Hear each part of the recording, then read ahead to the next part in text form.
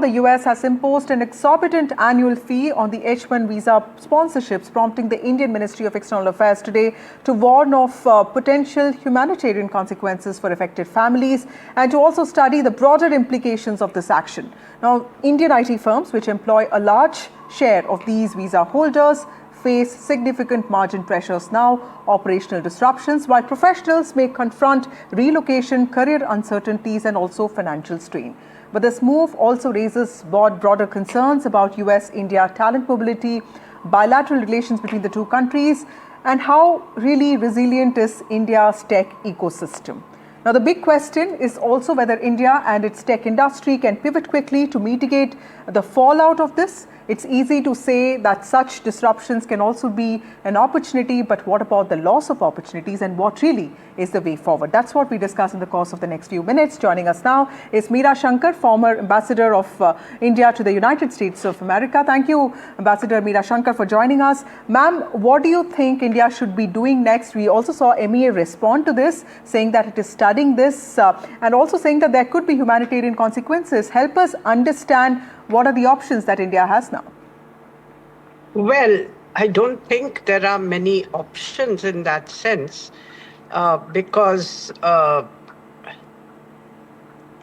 this is a decision taken by the US government, and visa fees are, purely within their sovereign right to decide.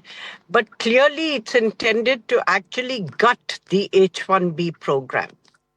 And that is going to impact Indian companies quite adversely. But they have dealt with these issues in the past. Even during his first term, Trump did make processing of H1B visas quite difficult and uncertain. But certainly the visa fees were nowhere near this level. They were $2,000 to $3,000.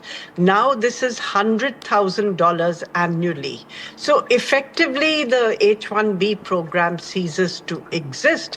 It's going to also hit US companies because they've been the largest users of the H1B visa program. In fact, amongst the top companies using the H1B, I think there are only about 2 Indian companies, Infosys and Tata Consultancy was the number 1 from India, and then Infosys. Most of the others are basically American companies. So they will find that they will be short of talent because there has been a skills shortage in the United States, and Indian talent was helping actually build competitiveness for US companies. Right.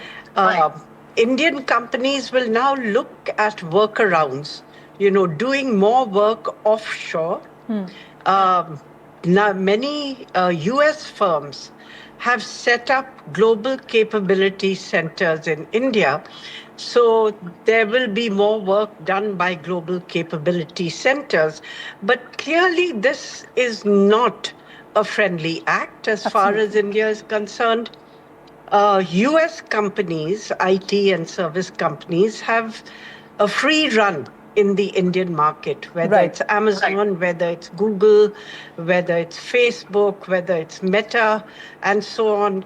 And many of them, for instance, are even doing things like financial payment systems. Can we have a look at this? Because questions will be raised as to why we are providing free. Yeah, diplomatically, we already are navigating the situation around tariffs, and that's not been good news for us. But there are these discussions going on with regard to the trade deal that's being worked out, and now we have this situation as well, which was not completely unexpected. Diplomatically, what do you see the fallout of this on India-US bilateral ties? Well, I think that it further erodes trust between the two countries, and it gives the impression in India that the US is squeezing India economically, because just before this you had the withdrawal of the waiver for the Chabahar port Yeah. in Iran, which the Trump administration itself had given a waiver for in its first term. Now, one could say that these are the byproducts of either US foreign policy priorities like stepping up maximum pressure on Iran, or its domestic priorities like stemming immigration. But nevertheless, any balanced approach would have looked at the consequences also for a strategic partner and sought to at least mitigate some of that. But here we are not seeing that. So it's also a way of stepping up the pressure on India as we negotiate. Right. Thank you, Meera So for Shankar, India, former... Yes, ma'am. Please go on. for India, I think we have to be pragmatic, try to negotiate with the United States, with the resumption of talks. But at the same time, I think we need to signal a slightly stronger approach. Right. Whether you do something or not, you can always say that this is the action that India is contemplating or Right. examining if issues are not resolved Right. within, say, a certain number of months or a time frame. Right. So that is going to be important. How India reacts to this diplomatically will also be something that the world will be watching at very closely. Thank you, Meera Shankar, former ambassador of India to the United States of America, for joining us. We also have Sudhanshu Kaushik, Executive Director, North American Association of Indian Students. We have Varun Singh, who is an MP of an investment migration company. He's a certified investment migration consultant as well. We also have Krishnan, managing partner of New Ventures and the CEO of Newware. Thank you all of you for joining me on this broadcast. Krishnan, to you first. You have a personal story to tell us. You went to the US as a student on the same visa that we're talking about. You built a company. You're in India now. Tell us, how do you look at the announcement that has been made today? How should Indians aspiring to go to the US look at this? What is your advice? No, I think this is upending the complete current immigration system in the US, right? I think I would stick my head out and say, if you look at all the CEOs of the global companies like Microsoft or Google, all of them went through the H1B program, right? You go there, you do your master's, then you get an H1 visa and you work, right? So H1 visas are the cornerstone of the whole IT outsourcing to a large extent, right? So I think this is I would say it's a watershed moment. I hope, better sense will prevail, and, US will, maybe change some others, because if you charge $100,000 for one visa, right? That is the salaries which an H1 immigrant on an average gets paid, right? And this is per year. The details are still to be worked to known, but I find this will absolutely impact Indian IT to some extent. There are some companies, even Indian companies, which have 40% H1 visa holders, right? And I heard that some of them are telling their people not to leave the country, not to leave the US in particular. And there is a big wave of people trying to go back to US by the 21st, right? So within the next 2-3 days, you will see all the airports packed with people, hopefully not, to get back before the 12 a.m. deadline of Monday. All our families have those people going in, so clearly it's going to be a situation that is quite concerning. Sudhanshu Kaushik, a lot of people are saying that this can potentially endanger the big American dream that a lot of us have had. But there are also people who are being optimistic here, saying that this is just a phase and this will pass. How are students feeling about this? I mean, what's a phase that's going to pass? We have 3 more years of this administration that is trying to depopulate, ban, and get rid of people on its quote unquote way to economic prosperity. That's just not economic theory. That's honestly, it's catering to a very small but vocal minority on Twitter, these immigration restrictionists who believe that the source of their economic woes are sourced from Indians on H1Bs or Indians trying to be there. And I say Indians specifically when this conversation comes up, because 70% of H1B holders in 2023 were actually Indian citizens. So when we talk about this being an H-1B visa issue, it proportionally impacts Indians by far the most. And what I've been seeing, whether it's students, because this is not just H-1B, it's directly related to F1. Of course, it's ruining the American dream, but I just also don't understand the rationale behind it. I mean, Indians here in the United States, we've contributed hundreds of billions of dollars every single year in taxes. We contribute tens of billions of dollars in just fees. And then almost trillions with a T we contribute to basically the economic output due to the sheer capacity that we're here. We're the least incarcerated. We're one of the most peaceful communities. And you have demonized us, and you've basically catered to us and discriminated against us. That's not so-called the American dream, and I'm unsure what people do from now. And then this is just the H-1B, the catalytic effect on higher education as well, which Indian students contribute over $200 billion to. Are you going to contribute $50,000 to $70,000 in tuition per year, knowing that you're basically not allowed to get, a job afterwards?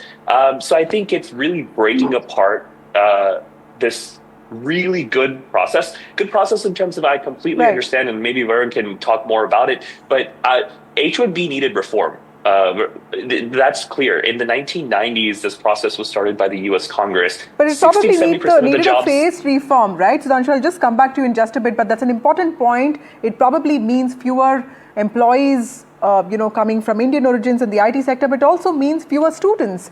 Varun Singh, what measures should the Indian government consider now? Do you think financial incentives could work, policy changes, infra investments? What do you think India should be considering to also attract back or retain talent that is being discouraged by these fee hikes? Yeah, absolutely, Vasudha. This is the time where the Indian government should make a retention plan for the Return in India programs, because the Indian Embassy and the Foreign Exchange, they should understand, the Foreign Ministry should understand that there are a lot of brain drain happening. And this is not a new story. And a lot of uncertainty, the Indian top talents have been migrating to US for a better job, for a better living, contributing their economy. But we are in a better ecosystem compared to what we had in past in terms of Indian. This is all because of political movement, and it's all about hire American and buy American, and the movement is all politically to gain the political mileage. The Trump is trying to do all this because of not as a corporation, as a political way. It's all picture is looking. But at the same time, Indian government should. This is the best time. This is the best time where the Indian government should have the sub-economic zones, special zones for the US expats and the companies to open a new labs, give a tax rebates, and then that is how the talent retention can happen. And I have been speaking about this because the Indian remote work zones, they should make a new zones where there should be given a return to India program where there's a more benefits for the relocations, grants on the R&Ds. There should be a tax holidays. And that is how the globally trained people can be motivated to retain in India in terms of contributing to the Indian ecosystem, in terms of semiconductors, AI, and other businesses, which is a new hub for India. Okay. So Krishnan, what is it that India lacks right now, which needs to be fixed? Because when I talk to startup owners, they tell me that Indian startups are not even allowed to scale. There is a certain sense of inadequate research. That's why we're not really there in that generative AI race. What are the things that India needs to fix so that we see this not as a crisis? See, as of now, the policy-driven, the policy has to be in the favor of... Yeah, Mr. Venkrishnan. Sir, I'll just come back to you, Mr. Singh. Venkrishnan, can you take that question? Yeah, see, I think this is surely going to impact the startup ecosystem. I'm part of the system, startup ecosystem, and many Indian SaaS AI companies, right, in particular, they look at the US as the market, right? And I know many founders are relocating to the Silicon Valley or the Silicon Alley, as they call the New York, right, to set up their days there. And they will have to apply for H1B visas to, set up their shop, get the critical people, right? Hiring, Americans is another option, but it's people who would like to work with somebody whom they know. So I think this is going to impact the startup ecosystem in particular, as well as the general employment. But I think that being said, I think, we will have to get prepared, like Varun said. There has to be because in a way, I feel US will get impacted because, if they have to compete against China in the AI race, right? They need the people. They need Indians to a large extent, right? And especially in emerging technologies, and we have the largest number of educated professionals, right? So I think over a period, better sense will prevail. But I think we are all reacting to something which happened in the last 1 or 2 days. But I think, I may also stick my head and say that somebody may put in they can go through a legal course, right, to stop this. And because it is an executive order, not a law as passed by the Congress, I think this would be litigated. That is true. The legal action is something that a lot of people are also saying might happen. But Sudhanshu, Kaushik, I also wanted to ask you something about the cultural impact of this, because universities in the United States of America, or for that matter, the tech space, is seen as highly vibrant because it has also allowed people from different communities, people from different countries. What kind of ripple effects can moves like this have on not just wages and talent mobility, but also the culture of campuses and also the culture of tech companies? Because here we sit and watch videos of Bay Area and we see so many people who are relatable, and there is a sense of aspiration to be part of such places because it encourages migration, right? Yeah, more than just the culture, I'm concerned about the safety. 3 weeks ago and 2 weeks ago, we actually set out a alert to all our members and campuses across the United States, specifically geared towards Indian students, because what you see online, the hate that's brewing from a lot of these nativist approach MAGA Republicans, and the implications that's happening on the ground, whether it was the beheading in Dallas, whether it was a few racial hate crimes that have happened sporadically just in the past 2-3 weeks. We've seen a constant uptick since basically the inauguration of Donald Trump, and since the inauguration and the executive orders that have been targeting Indians, and we're concerned about that. It's scary for parents to be sending students here. It's scary for young professionals to be living here. That's why we try to stick to the larger cities. But where is safe? I mean, go online. And check out how much hate actually exists and how much you're scapegoating that hate just to Indians. It's not anyone else. It's just the Indians taking over their jobs, when that's economically and factually incorrect. So I think that there's going to be a culture shift, because it seems like big tech is adjusting to the administration and their wows and whatever they want it to be. I do think that, look, no one benefits off of this when you're disrupting the system. And like I said before, you needed some sort of reform. You needed to be able to adjust the 1990s immigration law to, 2025. You needed people to be able to expand the H1B, but to completely obliterate it and to make sure that no one has access. This is what's going to happen. Okay, that's a very important point. Let me just ask this question to Mr. Singh. Mr. Singh, who really benefits from this? Because is this really going to lead to this premium for local US workers, or is this just one way of shifting the balance of this cost savings elsewhere? Because this is going to impact not just contract costs, but also delivery models of companies, even the choice of vendors. So is it really going to serve the purpose what Donald Trump is saying? Not exactly, Vasudha, because the HR budgets will increase huge, and it will be a huge burden on the companies, on their ecosystem, on their financial infrastructure. Apart from that, there will be there is a benefit in terms of offshore business in India. That business will definitely pick up in India, because the companies will start doing the cost cutting, the layoff, and of course there is a huge family-driven issues will happen because of dependency on the dependence on the H1 visas, because there are a lot of families living there. They will have a huge uncertainty. So this is a political-driven situation which is not in favor of anyone. Of course, the employers in US will also struggle and will also have a problem in maintaining the workforce and workforce balance. And this is why I was telling in the past that this is the time where the India should have the innovation hub, the retention hub, and the policy driven for the H1 workers, where they should give incentives and give different categories of visa benefits for foreign workers to come and work in India and have a more of grants of taxes and benefits in terms of facilities and infrastructure. Right. So as of now, I believe, yes, the burden is on the companies, not on the political parties, but the companies who are operating, either it is an Indian or American, they are going to have a hard time with this policy if it is in place. Right. Thank you so much, all of you, for joining us and making those very important points. Indians are not just migrants. They are the backbone of America's tech industry, research labs, also hospitals across boardrooms, campuses. Their contribution, like our panelist also pointed out, is completely undeniable and widely respected. Now, the current rhetoric may cause some noise, but it cannot last, is what we understand. US courts, industry leaders, lobbying groups are expected to step in because America simply cannot afford to sideline Indian talent. But what's important now is also how New Delhi positions itself, because India is no longer a passive player. It's also a global talent hub and a rising economic power.